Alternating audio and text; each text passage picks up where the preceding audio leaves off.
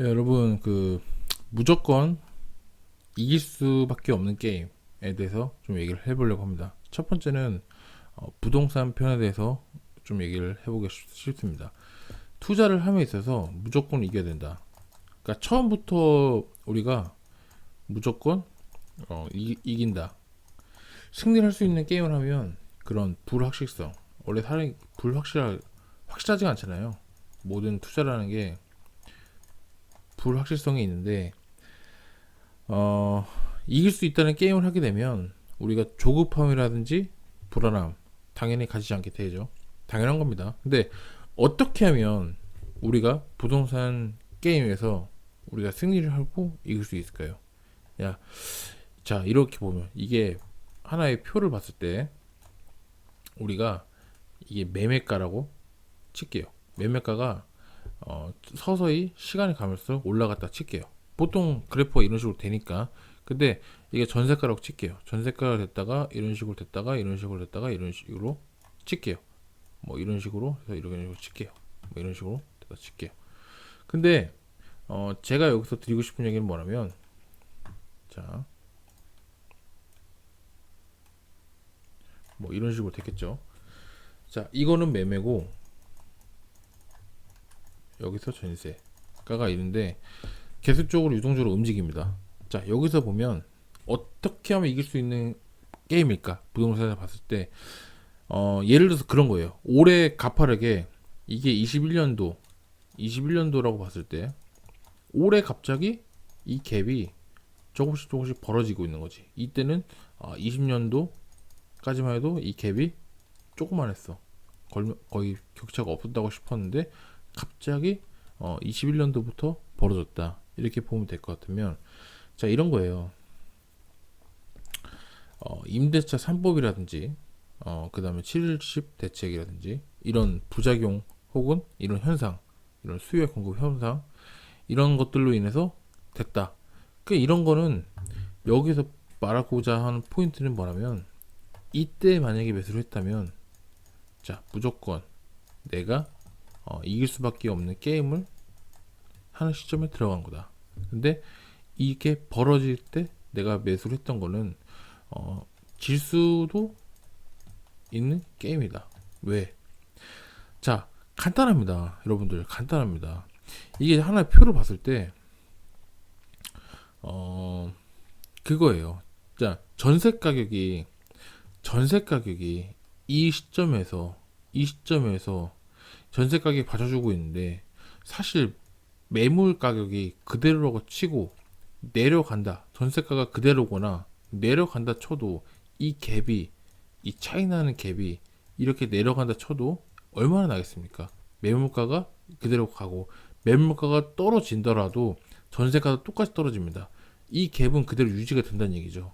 심지어 최악의 상황을 봤을 때 전세가는 내려가고 매물가 그대로 해도 그만큼 갭이 벌어지는 것 뿐입니다. 근데 다만 이렇게 갭이 크게 벌어졌을 때 지수밖에 질 수도 없는 게임이 들어가면, 이 정도 매매가에서 전세가가 이렇게 올라왔는데 혹은 이렇게 유지가 됐는데 전세가가 내려가거나 유지가 될 때 매매가가 내려가면 이만큼 갭 차이가 훨씬 더 많이 벌어진다는 거죠. 그러니까 무조건 게임의 판에 있어서 그게 굉장히 중요합니다. 예. 무조건 이길 수 있는 게임의 법칙은 예전이나 지금이나 크게 바뀐 건 없습니다. 이 매수의 포인트를 여러분들이 이 전세가, 매매가, 그러니까 매매가 대비 전세가율을 봤을 때 꼭 여러분들이 체크를 해 주셔야 됩니다. 예. 매매와 전세와의 공간이 벌어지고 또 벌어져서 전세가로 낮아지고 그 벌어진 틈으로 매매가도 하락하고, 그러니까 전세 가격이 그렇게 수렴하게 되는 순간 이거는 무조건 질 수밖에 없는 게임이에요. 이 게임은.